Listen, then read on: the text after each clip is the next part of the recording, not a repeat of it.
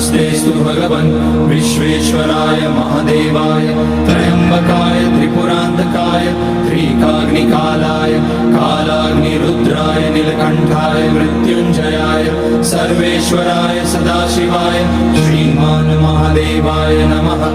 ॐ नमः शम्भवाय च मयोभवाय च नमः शङ्कराय च मयस्कराय च नमः शिवाय च शिवतराय च। ॐ त्र्यम्बकं यजामहे सुगन्धिं पुष्टिवर्धनम् उर्वारुकमिव बन्धनान् मृत्योर्मुक्ष्यमामृतात्।